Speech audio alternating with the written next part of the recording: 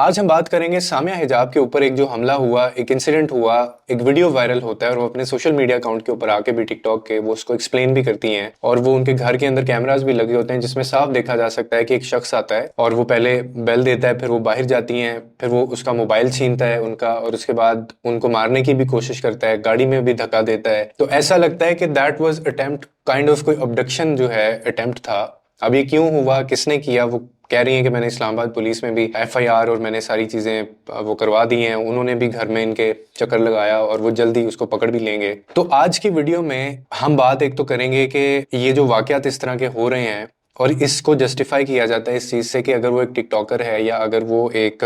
ऐसी बंदी है जो शोकेस करती है अपने आप को। सना यूसुफ का आपको याद होगा, सना यूसुफ की ये आप कह सकते हैं कि ये उनकी फ्रेंड भी थी। इन्होंने अपनी वीडियो में भी कहा कि मेरे साथ वही करने की कोशिश की गई जो सना यूसुफ के साथ हुआ था। ना का मतलब ना होता है और ये लोगों को क्यों समझ नहीं आता और हमारी सोसाइटी में लोग जो है उनकी बर्दाश्त क्यों खत्म होती जा रही है। देखिए, पहली at the very early stage और डिस्कशन के स्टार्ट में मैं एक चीज आपको कह दूं कि चाहे कोई बंदा टिकटॉकर है, चाहे कोई बंदा वीडियोस बनाता है, चाहे कोई बंदा सोसाइटी के अंदर भी वो एक नेगेटिव इम्पैक्ट डाल रहा है, फिर भी ये राइट किसी को नहीं मिलता कि वो उसके घर जाके उसको गोली मारे या वो उसके घर जाके उसके साथ इस तरह की हरकत करे, उसको अगवा करने की कोशिश करे, उसको मारने की कोशिश करे, उसको हैरास करने की कोशिश करे। अब इसमें एक चीज बहुत ज्यादा इंपॉर्टेंट है और at the core of this discussion मैं वो चीज कह रहा हूं कि we must remember as a society, हमें एज ए इंडिविजुअल एक चीज हमें समझनी है, याद रखनी है कि चाहे कोई बंदी टिकटॉकर है, वो डांस करती है, वो शोकेस करती है, या वो रात को निकलती है, या वो किसी बॉयफ्रेंड के साथ कहीं बाहर जाती है, मतलब जो भी उसका लाइफस्टाइल या जो भी वो जिंदगी में कर रही है वो उसकी प्राइवेट लाइफ है। ये किसी को भी ये लाइसेंस नहीं देता या किसी को भी ये हक नहीं देता कि कोई ऐरा गैरा उठ के वो उसको हार्म करे, वो इसको हैरास करे या वो कानून को अपने हाथ में लेके उसको बताए कि तुम जो सोसाइटी के अंदर कर रही हो वो ठीक नहीं है। ठीक है, इसके हक में ना हम कभी थे और ना कभी हम होंगे। सना यूसुफ वाला मामला आपके सामने है, बहुत बुरा हुआ और उस बंदे को खैर अब सजा भी हो गई है जिसने वो किया, उसने तो इतराफ भी कर लिया था। लेकिन हमें एक और पर्सपेक्टिव के ऊपर भी थोड़ा सा देखने की जरूरत है और वो ये पर्सपेक्टिव है जो मुझे लगता है मैं गलत भी हो सकता हूँ। आपको याद होगा मैंने वुमेन एम्पावरमेंट के ऊपर ऑलरेडी हमारे चैनल के ऊपर एक वीडियो मैंने बना रखी है जिसके अंदर मैंने इनको क्रिटिसाइज किया था और मैंने कहा था कि सना यूसुफ के बाद उनकी कुछ ऐसी बैचमेट्स कह लें या उनकी कुछ ऐसी फेलो कोलीग्स कह लें, फेलो कोलीग मीन्स के जो उनके साथ टिकटॉक बनाती थी या जिनके अपने अकाउंट्स हैं या ये जो चैनल्स हैं, वो सना यूसुफ के बाद भी उन्होंने अपने अकाउंट्स को उसी तरह से चलाती रही हैं वो और उसी तरह से वो शोकेस करती रही हैं चीजें। अब हमारा प्रॉब्लम ये है, जो थ्रेट है चाहे हमारे सोशल मीडिया इन्फ्लुएंसर्स को या ये जो लड़कियों को, वो ये है कि हम एक ऐसी गंदी सोसाइटी में रहते हैं जहां पे आपको किसी भी तरह से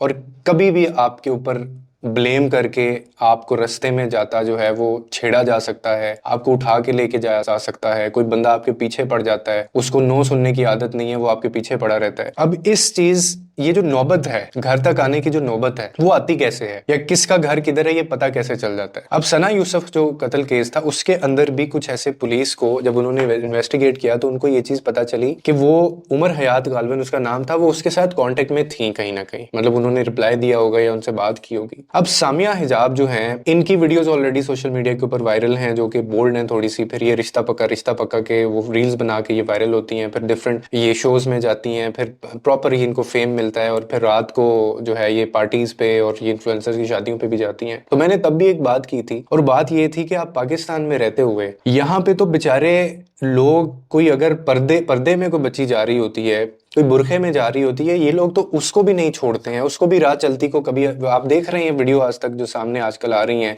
कि बच्ची जा रही है वो उसको पकड़ के कुछ किस कर लेता है या उसको कुछ छेड़ देता है या उसका बुरका या उसका पर्दा खींच लेता है या उसको हाथ लगा जाता है। इस तरह के वाकयात हो रहे हैं। तो जिस सोसाइटी में इस तरह का माइंडसेट पाया जाता है वहां पे आपकी भी ये रिस्पॉन्सिबिलिटी है कि आप अपने आप को थोड़ा सा कंपोज कर लें। आप अपनी जो प्राइवेट लाइफ जिसको आप कहती हैं, आप उसको पब्लिक ना करें। यानी ये बिल्कुल ऐसे ही है कि जब आपकी वीडियो सोशल मीडिया के ऊपर जाती हैं और लोग उसको कॉपीराइट समझ के उसको इस्तेमाल करते हैं या उसके बारे में बात करते हैं, तो फिर जब आप ये कहती हैं कि जी हमारी इजाजत के बगैर हमारी कोई वीडियो इस्तेमाल नहीं कर सकता, तो उसका लॉजिक ये है कि आपने तो ऑलरेडी पब्लिक कर दी हुई है। और एक बंदा डांस की वीडियोस बना रहा है अगर, तो उसकी और क्या नीयत हो सकती है कि कोई वीडियो उसकी इस्तेमाल ना करे, कोई उसको ना देखे। मेरे ख्याल में ये बहुत इलॉजिकल माइंडसेट है अगर कोई ये समझता है। अब सामिया हिजाब के साथ जो हुआ और जो कह रही है वो कि नो का मतलब नो होता है, इसका मतलब है बज़ाहिर ये लगता है कि वो जो बंदा इनके घर तक आया और उन्होंने आके इसको उठाने की कोशिश की या वो मोबाइल छीनने की कोशिश की, तो ऐसा महसूस होता है कि जैसे उनका इनसे पहले राब्ता था या कोई इंटरेक्शन या कोई मामला इस तरह का हुआ है, क्योंकि ये अक्सर ये भी कंट्रोवर्सीज में रहती हैं। और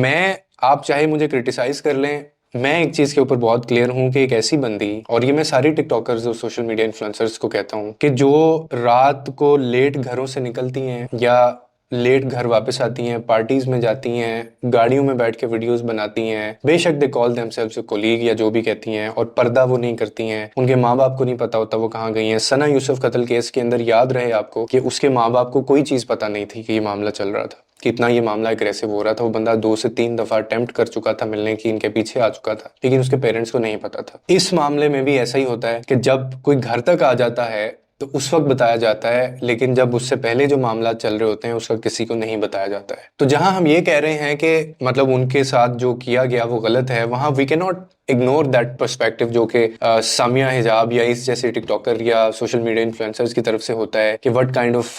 सोशल मीडिया या व्हाट काइंड ऑफ वीडियोस या कंटेंट दे आर प्रमोटिंग। क्योंकि अल्टीमेटली आप जो करते हैं ना उसके कंसिक्वेंसेस होते हैं सोसाइटी के अंदर। आप अच्छा काम करेंगे, आपको लोग सराहेंगे, आपको लोग अप्रिशिएट करेंगे, आप बुरा काम करेंगे, लोग आपको लान तान करेंगे, और उसके इस तरह के कंसिक्वेंसेस भी हो सकते हैं। और खास तौर पे पाकिस्तान के अंदर रहते हुए, जहाँ पे बीमार जहन है, लोगों की सेंसेस खत्म हो गई हैं, लोग अपनी बच्चियों, अपनी बहनों और अपनी माओं के बारे में न जाने कैसे कैसे ख्यालात रखते हैं, और केसेस आपके सामने आते रहते हैं। तो जब एक जानवरों की सोसाइटी हो, जब एक हजूम हो और उसके अंदर आप रहते हो ना, तो फिर आपको ये चाहिए कि आप अपने आप को थोड़ा सा कंपोज कर लें। आप फ्रीडम ऑफ चॉइस की बात करें, लेकिन आप साथ साथ जो हमारे दीन और हमारे इस्लाम के अहकामात हैं आप उनको भी जहन में रखें, क्योंकि आपकी कही हुई बात सोसाइटी में जाती है, उसके इम्पैक्ट होते हैं, और आपको उस चीज से पूछा भी जा सकता है, आपको उस चीज पे क्रिटिसाइज भी किया जा सकता है। मैं अक्सर जैसे कहता हूँ कि बहुत सारी बच्चियां ऐसी होती हैं, वो कॉन्टेक्ट करती हैं और वो कहती हैं जी कि हमने यूट्यूब चैनल बनाना है, हमने ये करना है, हमने टिकटॉक पे ये करना है, वो करना है। तो बेसिकली ये सामिया या इस जैसी जो टिकटॉकर्स और दूसरी हैं, वो कुछ ऐसे ट्रेंड्स को प्रमोट कर रही हैं जो अनहेल्दी हैं सोसाइटी के लिए भी और इनके अपने लिए भी, जो कहीं ना कहीं आपके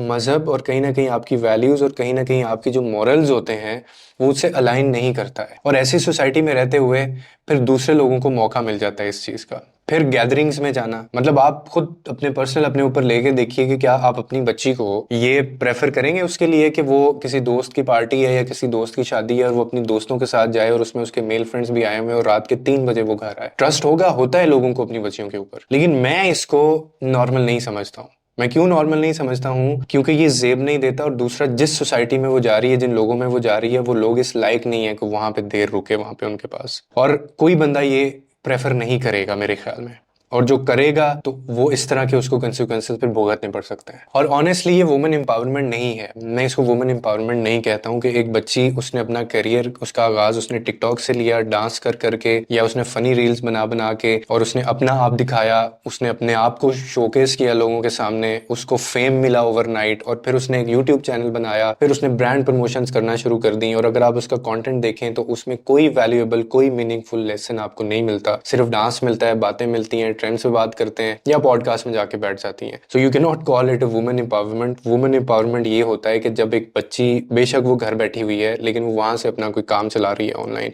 उसकी शक्ल आपको दिखाई नहीं दे रही है, वो अपनी आवाज या फिर वो अपने प्रोडक्ट के थ्रू वो अपने करियर को चला रही है और पैसा कमा रही है। That is what women empowerment is. तो ये जब इस तरह के इन्फ्लुएंसर्स आके सोशल मीडिया के ऊपर ये कहते हैं कि देखो जी हमने इतना पैसा कमा लिया, बच्चों की और लड़कियों को मैं कॉन्फिडेंस देना चाहती हूँ डांस कर करके, या फिर ट्रेंड्स के ऊपर काम कर करके, या लोगों की शादियों पे जा जाके रात को, तो ये कौन सी मतलब मोटिवेशन है या कौन सी ये प्रोग्रेसिव थिंकिंग है जो आप दूसरों को दे रही हैं, और आप इसको वुमेन एम्पावरमेंट किस तरह से कह सकती हैं? और फिर इसके नतीजे क्या होते हैं कि यही वुमेन एम्पावरमेंट आपको इस मुश्किल में डाल देती है जो अभी सामिया हिजाब के साथ हो रहा है और सना यूसुफ के साथ हुआ था। तो इसीलिए मैं गुजारिश करता होता हूँ पेरेंट्स से कि खुदा के लिए अपने बच्चों के ऊपर नजर रखा करें, क्योंकि आजकल सोशल मीडिया और फेम जो है ये इस हद तक हमारे रगों में ये चला गया है कि कोई बच्ची या बच्चा किसी भी हद तक जा सकता है इसको पाने के लिए। और मैं हमेशा कहता हूँ कि फेम जो होता है ना, फेम या शोहरत जो होती है वो पानी बहुत आसान होती है, इज्जत कमाना मुश्किल होता है। तो आप हमेशा इज्जत कमाइएगा। शोहरत अगर कमाने का मौका मिले और उसके साइड अगेंस्ट अगर इज्जत हो तो शोहरत छोड़ दीजिएगा, इज्जत कमाइएगा, लोगों के लिए आसानियां पैदा करें, रब आपके लिए आसानियां पैदा करेगा।